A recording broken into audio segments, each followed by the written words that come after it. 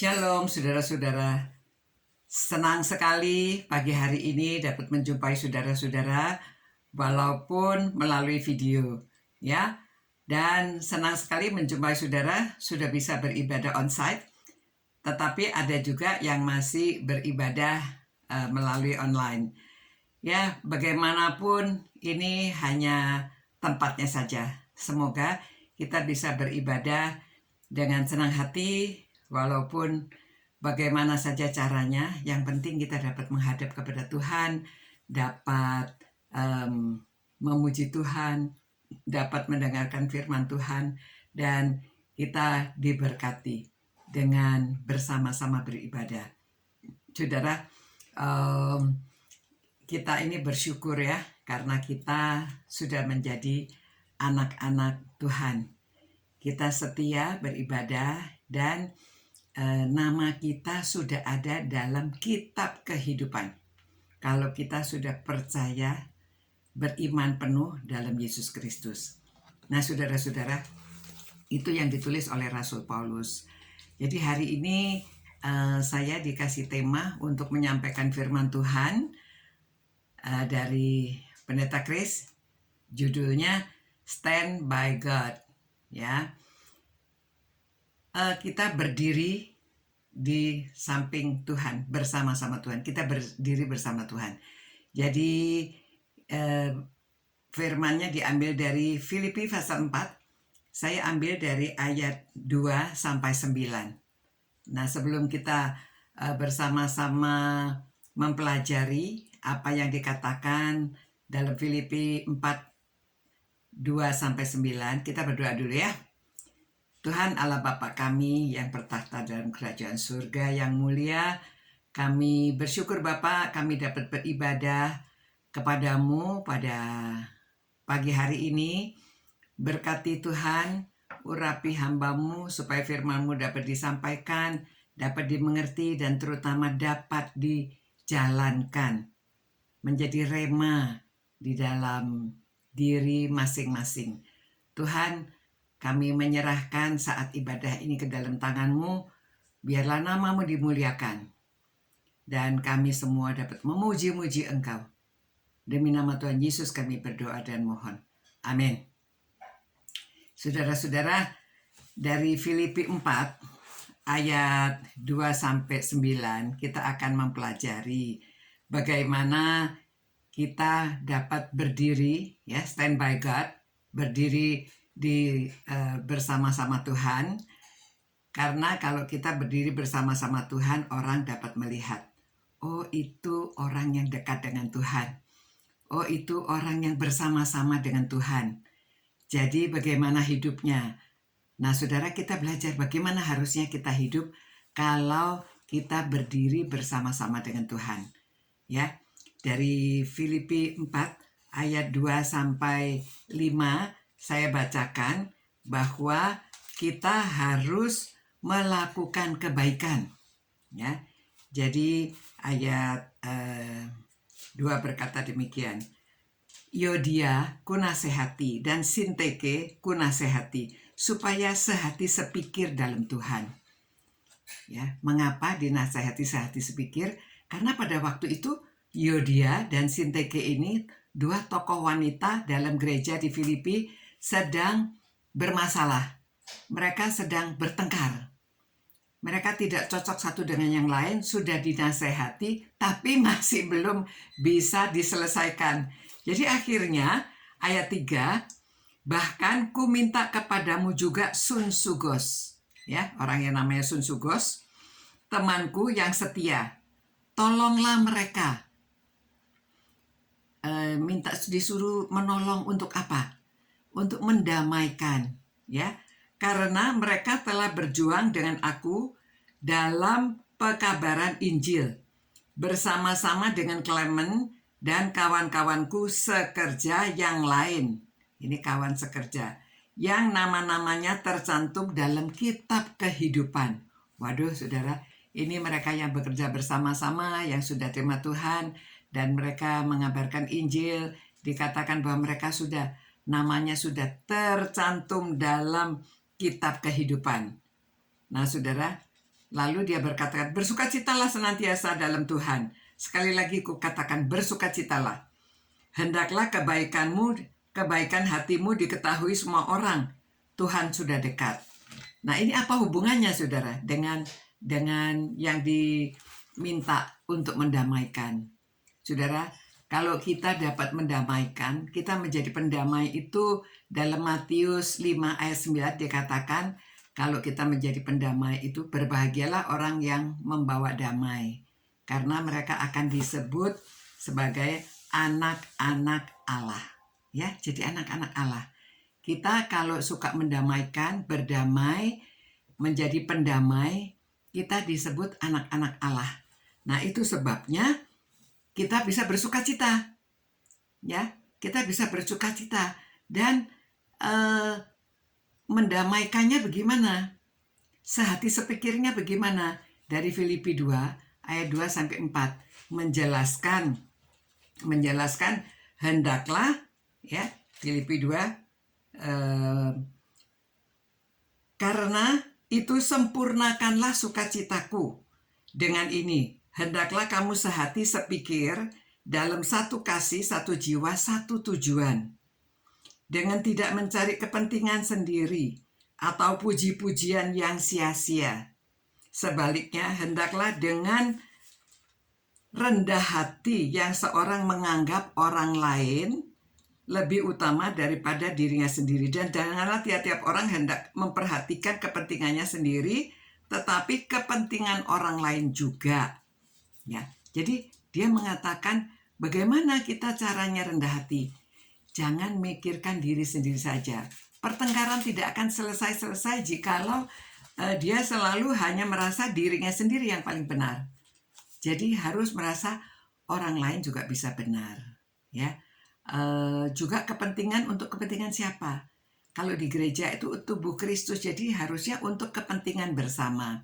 Itu sebabnya kita bisa mengalah dalam berargumen, karena kepentingannya untuk kepentingan bersama, untuk tubuh Kristus, ya, untuk di dalam gereja. Nah, jadi tidak egois. Dengan demikian bisa bersukacita. Ya, jadi tidak mendadak berkata bersukacitalah. Ya, karena kalau kamu sudah berdamai, orang yang bertengkar sudah berdamai, nantinya bisa menjadi sahabat dan mereka bisa bersukacita. Nah, saudara-saudara, kenapa? Hendaklah kebaikan hatimu diketahui semua orang. Tuhan sudah dekat. Jadi menjadi anak-anak Tuhan bisa mendamaikan, itu namanya kebaikan hati. Orang yang bertengkar bisa bersatu lagi, itu namanya baik hatinya, ya. Bisa berbaikan lagi. Nah, saudara, jangan heran. Kita di dalam satu gereja itu ada pertengkaran, orang luar tuh bisa tahu loh. Ya, bisa dengar. Apalagi zaman sekarang.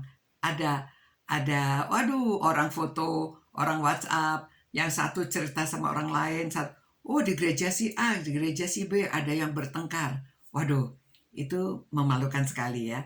Anak-anak Tuhan harusnya bisa didamaikan, bisa berdamai. Jadi itu sebabnya Rasul Paulus minta Sunsogos supaya dia mendamaikan mereka. Nah, jadi perbuatan baik kamu supaya diketahui semua orang. Kenapa? Seperti Matius 5 ayat 16 mengatakan, ya, hendaklah terangmu bercahaya-cahaya di depan orang, supaya mereka melihat perbuatanmu yang baik dan memuliakan Allah. Ya, tujuannya memuliakan Allah. Kalau kita berbuat baik, kita bisa berdamai. Nah, jadi saudara-saudara, yang berikutnya, yang kedua, supaya kita hidupnya tidak khawatir. Ya, ingat yang pertama, supaya kebaikan kita dilihat orang. Kedua, tidak terlalu khawatir. Ya, memang kita ada kekhawatiran, selalu khawatir ya. Anak sakit kita khawatir. Ya sebetulnya ini masalahnya pertengkaran tadi ya. Kenapa bertengkar? Ada hal yang dikhawatirkan. Mungkin reputasinya, mungkin kalau dia ngalah, kok saya yang ngalah sih? Jadi dia merasa dirinya kurang daripada yang lain. Dalam pertengkaran itu ada banyak hal. Mungkin ada keinginan-keinginan yang ingin yang diinginkan tidak tercapai. Jadi mereka bertengkar, ya. Itu sebabnya dari ayat 6 dan 7 kita belajar, ya. Ada orang yang mengatakan, why worry when we can pray? Ya, kenapa khawatir kalau kita bisa berdoa? Diambilnya dari ayat 6 dan 7 yang mengatakan demikian. Janganlah hendaknya kamu khawatir tentang apapun juga, tetapi nyatakanlah dalam segala hal keinginanmu kepada Allah dalam doa dan permohonan dengan ucapan syukur, ya. Maka damai sejahtera Allah yang melampaui segala akal akan memelihara hati dan pikiranmu dalam Kristus Yesus. Ya, jadi kenapa khawatir kalau kita bisa berdoa? Jadi seharusnya tidak khawatir. Nah, yang dikhawatirkan ini apa? Jadi kita hubungannya sama tadi, ya. Orang bertengkar itu dia khawatir tentang dirinya, nanti dia bagaimana, apa yang dikatakan orang. Lalu juga dalam keinginannya, mungkin kok keinginannya itu tidak bisa tercapai, ya. Jadi itu sebabnya sama-sama punya keinginan yang tidak tercapai, jadi bertengkar. Ya, bertengkar. Jadi kalau sudah bisa didamaikan, bisa bersukacita, kebaikan kita dilihat orang lain, dan kalau ada kepentingan, ada keperluan, ada keinginan, sampaikan kepada Tuhan. Ini nasihatnya dari Rasul Paulus. Jadi kita harus berdoa, ya. Allah kita itu Allah yang omnipoten, omniscience. Dia itu pokoknya Allah kita itu tidak ada limitnya. Kita orang yang punya limit, ya.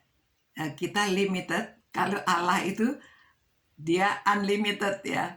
Jadi seperti apa kita tidak bisa membayangkan, ya, karena dengan berdoa saja Allah dapat memberikan damai sejahtera. Kalau kita berdoa, kita sudah bisa didamaikan satu dengan lain. Saudara coba yang bertengkar, mungkin gambarannya juga bisa digambarkan dalam rumah tangga, ya, paling gampang. Musim pandemi ini mungkin orang banyak diam di rumah, malah di dalam keluarga itu sering ada sedikit pertengkaran, ya, karena terus bertemunya dia lagi. Tapi bersyukurlah sekarang orang sudah mulai kerja, ke kantor, bisa keluar rumah, ya, tidak sumpek. Tetapi kalau ada di dalam rumah juga, apalagi suami istri, kalau bertengkar harusnya bisa didamaikan, ya. Jadi mereka tidak merasa dirinya benar sendiri terus. Kalau sudah didamaikan, ya saudara, itu sebabnya kalau punya keinginan, punya sesuatu kekhawatiran, jadi berdoalah bersama-sama, ya, di dalam keluarga, orang tua, anak, semuanya doa bersama-sama. Kekhawatiran kita, keinginan kita, kita sampaikan kepada Tuhan. Tuhan itu luar biasa, dia tidak ada batasnya, dapat mengabulkan permohonan kita. Nah, kalau kita sudah pasrah kepada Tuhan, maka kita dapat memiliki hati damai sejahtera. Jadi kelihatan bahwa kita stand by God, ya, bahwa kita itu orang yang berdiri bersama-sama Tuhan. Nah, jadi orang lain juga lihat, aduh, enak ya keluarga ini, senang ya ke gereja ini, satu tubuh Kristus bisa bersama-sama, bersukacita, kebaikannya dilihat semua orang, apalagi dalam keluarga. Jadi kita sampaikan di dalam doa kita, nanti damai sejahtera Allah akan melingkupi kita, ya. Di sini katakan damai sejahtera Allah yang melampaui segala akal akan memelihara hati dan pikiranmu dalam Kristus Yesus. Nah, kalau kita sudah damai, lalu bagaimana? Memang mengatasi konflik itu harus begitu, ya, harus ada yang melihat sebetulnya di mana sih masalahnya. Pikirannya disamakan, sehati, sepikir. Lalu kita lihat masalahnya di mana, kita dapat mengatasi. Nah, kalau demikian, maka kita bersukacita, ya. Jadi kita terlihat orang yang stand by God itu bisa menjadi terang. Orang lain akan memuliakan Allah. Nah, saudara, lalu bagaimana caranya? Apa bisa seketika kita berubah gitu? Ya, kita lihat lagi justru ayat berikutnya, ayat 8 dan 9. Kita harus mengubah mindset. Mengubah mindset itu gimana? Harus mengubah cara kita berpikir. Cara berpikirnya demikian, ya, ayat 8. Jadi akhirnya, saudara-saudara, semua yang benar, semua yang mulia, semua yang adil, semua yang suci, semua yang manis, semua yang sedap didengar, semua yang disebut kebajikan dan patut dipuji, pikirkanlah semua itu. Jadi saudara, dirubah mindsetnya. Kalau tadi bertengkar karena tidak bisa didamaikan, karena masing-masing mempertahankan keinginannya sendiri. Jadi sekarang Rasul Paulus menasihati supaya sehati sepikir, supaya bisa bersukacita, didamaikan. Kemudian cara berpikirnya apa? Bagaimana mikirnya? Jadi harus berpikirnya semua yang benar. Jadi kita harus cari yang benar ya, jangan mau menang sendiri aja. Semua yang mulia, yang mana yang mulia, yang bermanfaat untuk orang lain, bukan hanya kepentingan diri sendiri saja. Ya, yang mulia, yang agung, yang untuk kepentingan orang semua. Semua yang adil, semua yang suci. Ya, jadi bukan sesuatu yang sembarangan, semua yang suci. Semua yang manis, semua yang sedap didengar, ya. Karena kalau lagi bertengkar tuh kata-katanya bisa keluar kasar ya. Kata-katanya tidak sedap didengar, tidak enak didengar. Jadi tidak pantas. Kadang-kadang keluar kata-kata yang tidak pantas kalau lagi bertengkar. Apalagi kalau di dalam gereja sampai ada yang bertengkar, kata-katanya tidak cocok. Itu tidak menunjukkan bahwa kita stand by God.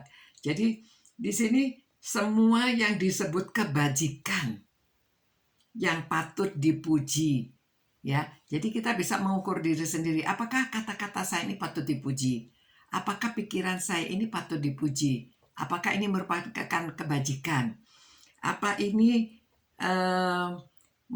apakah hal ini manis, apakah ini suci, apakah ini semuanya adil, apakah mulia, ya.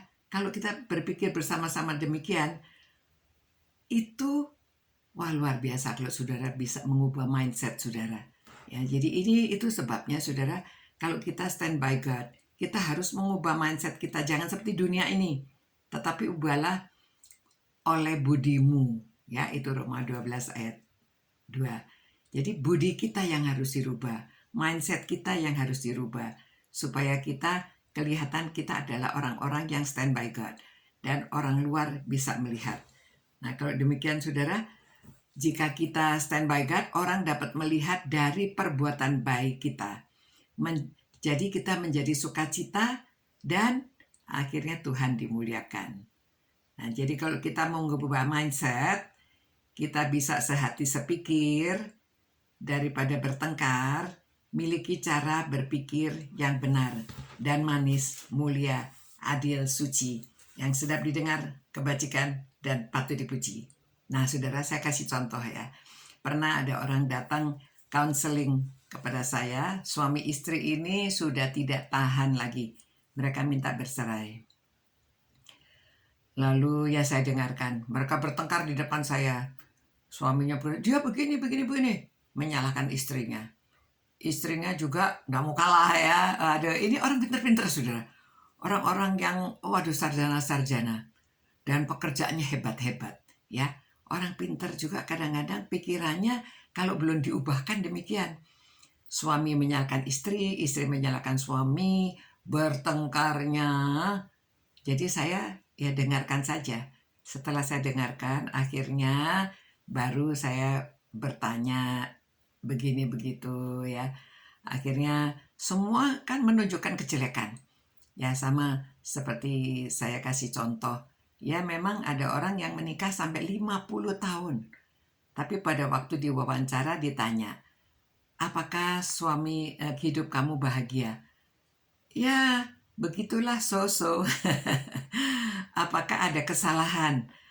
Suami kamu pernah melakukan kesalahan? Waduh, banyak. Kesalahannya seperti bintang di langit, tidak bisa dihitung. Waduh, banyak sekali. Berarti apakah ada kebaikan? Ada, tapi kebaikannya cuma satu. Waduh, kok cuma satu? Ya, tapi seperti matahari. Begitu kebaikan timbul, matahari timbul, bintang-bintang hilang, tidak kelihatan. Ya, kalau siang nggak bisa lihat bintang, karena ada matahari. Nah, jadi di situ kalau ada satu kebaikan, maka kita lupa akan yang lain-lain. Jadi saya coba bertanya, kamu semua tadi, semua kejelekan sudah kamu sampaikan, ada nggak kebaikannya? Mereka diam, akhirnya mereka memberitahu apa kebaikannya. Ya begini, dulu makanya dia suka sama dia karena dia baiknya begini. Yang istri memberitahu, suami memberitahu, akhirnya mereka juga pikir, iya, apa sih untungnya kita bercerai? Jadi ingat lagi akan kebaikan masing-masing, akhirnya mereka didamaikan. Puji Tuhan, itu sudah berapa, mungkin lebih dari 10 tahun yang lalu konselingnya. Sampai sekarang mereka rumah tangganya damai, rumah tangganya baik, dipuji orang, ya, puji Tuhan. Jadi kalau kita stand by God harus kelihatan dari mulai rumah tangga, dari mulai dalam rumah nanti terpancar keluar dan orang melihat perbuatan baik kita, mereka akan memuliakan Allah. Demikian ya, saya harap saudara semuanya hidup berdamai satu dengan yang lainnya, stand by God di dalam keluarga, orang tua, suami istri, dengan mertua, dengan orang tua, dengan anak, dengan cucu, semuanya berdamai. Mari kita berdoa. Tuhan, terima kasih Tuhan. Sekiranya firman-Mu yang sudah disampaikan ini dapat memberkati semua yang mendengar. Dan kami dapat menjalankan, mengubah cara kami berpikir, dan kami mau memuliakan Tuhan. Kami melakukan apa yang baik, yang supaya orang lain dapat melihat kebaikan, dan kami menjadi terang. Mereka mau memuliakan Engkau. Terima kasih Tuhan. Berkatilah setiap orang yang beribadah bersama-sama, baik yang tatap muka maupun yang jarak jauh melalui video. Terima kasih Tuhan, demi nama Tuhan Yesus kami berdoa dan mohonkan berkat bagi setiap orang. Amin. Amin. Sampai berjumpa, Tuhan memberkati saudara-saudara.